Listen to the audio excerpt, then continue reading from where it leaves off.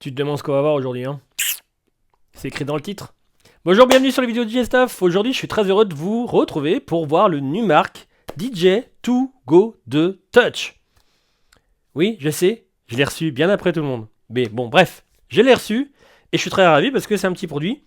Bon, alors vous allez me dire, il n'y a qu'une vraiment option en plus, mais toutes les marques font comme ça hein, quand elles font leur gamme. Il y a l'ancien qui s'en va, le nouveau qui a une ou deux fonctions en plus, voilà. Donc là, ça apporte le scratch à notre DJ2Go 2 et on va regarder en image aujourd'hui toutes les fonctions une par une pour vous permettre de faire votre choix si jamais c'est un contrôleur qui vous intéresse. C'est un contrôleur qui est livré avec la version light de Serato DJ.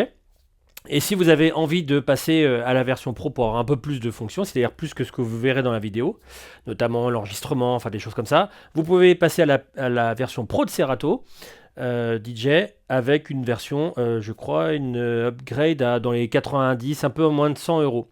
Voilà, sachez aussi que de temps en temps, il y a des offres, des genre du moins 50% sur tous les effets, les packs d'effets, etc. Donc ça peut être intéressant de temps en temps. Inscrivez-vous sur la newsletter de Serato, vous pourriez tomber sur une petite offre sympa. Ils font ça 2 ou 3 fois dans l'année. Concentrons-nous sur notre produit.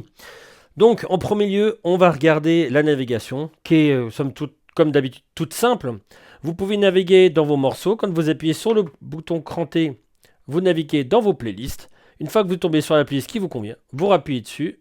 Une fois que vous êtes sur le morceau qui vous convient, vous appuyez sur le load qui correspond. Load 1 pour la piste de gauche, load 2, par exemple ici, pour la piste de droite.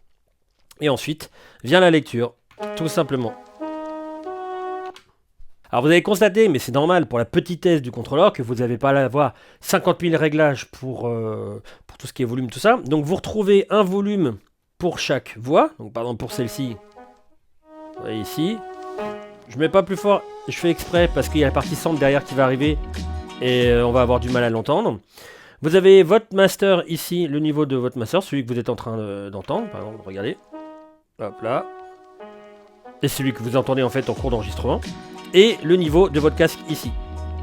La pré-écoute, elle se fait avec ces deux petits boutons là. Soit vous pouvez écouter ce que vous avez sur la voix 1, ce que vous avez sur la voix 2, sur les deux voix. Et tout se passe, on verra dans les connexions, sur la sortie casque que vous avez sur le côté. Le crossfader qui va vous faire office de fondu entre les deux. Donc là, il est en mode, comme vous pouvez le constater, petite très très courte courbe. Mais vous pouvez la changer dans les paramètres de Serato. Vous voyez ici, vous avez l'opportunité de changer pour avoir plus un fondu normal comme ça si vous préférez. Voilà pour les volumes. On arrive sur chaque deck. Donc vous avez les jogs maintenant qui vous permettent de scratcher ou de faire du bending. Donc ça c'est vraiment super appréciable. Alors vous allez voir à la fin de la vidéo, je suis pas un pro du scratch comme vous le savez tous. Mais on arrive quand même à faire des petits trucs même en étant un gros guignol dans le domaine. Le pitch. Alors après les valeurs du pitch sont propres à Serato. Donc là on est sur du 8%. Vous avez l'opportunité de changer la tonalité, enfin alors ça se fera à la souris, hein, au trackpad, c'est pour ça que vous me voyez me diriger à l'ordinateur. En activant ici la petite note, vous pouvez faire varier le tempo. Vous voyez, sans faire changer la tonalité initiale du morceau. Donc ça c'est plutôt sympa. Donc le plateau qui scratch maintenant, pour le coup, grosse mise à jour. Et ensuite, toutes les fonctions que vous avez sur les petits pads qui sont au milieu. Donc vous avez les out que vous pouvez enregistrer à la volée. Effacer avec le bouton pad mode. Et vous pouvez aussi les enregistrer en faisant un petit pause de la musique si vous étiez dans votre casque.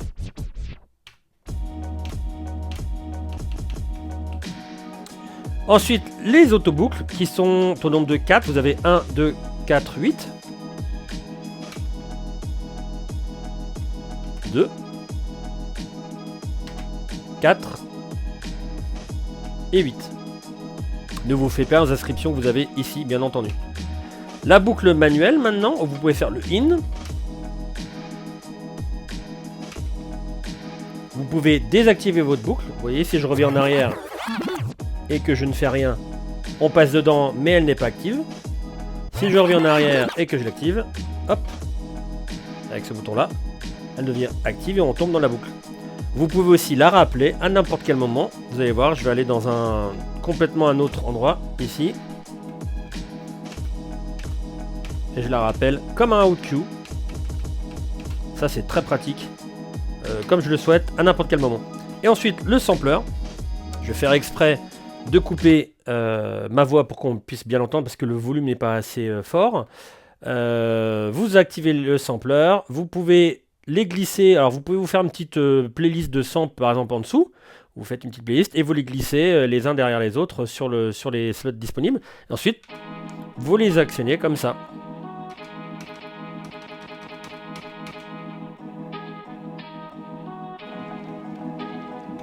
Et on peut activer avec la musique.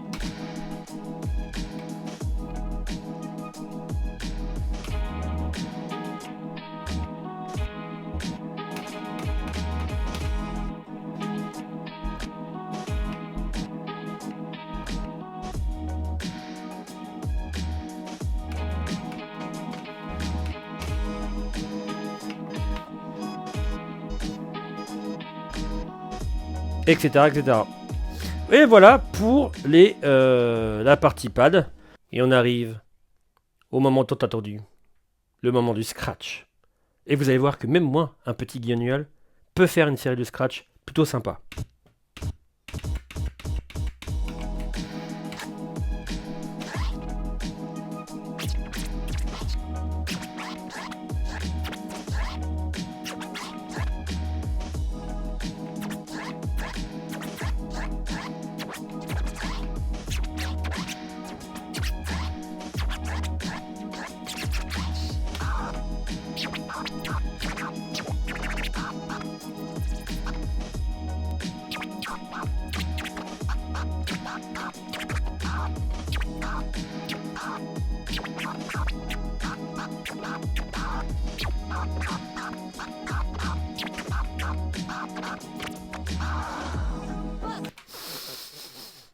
C'était presque pas mal. À mon niveau, j'estime que c'était presque pas mal. Bon, voilà.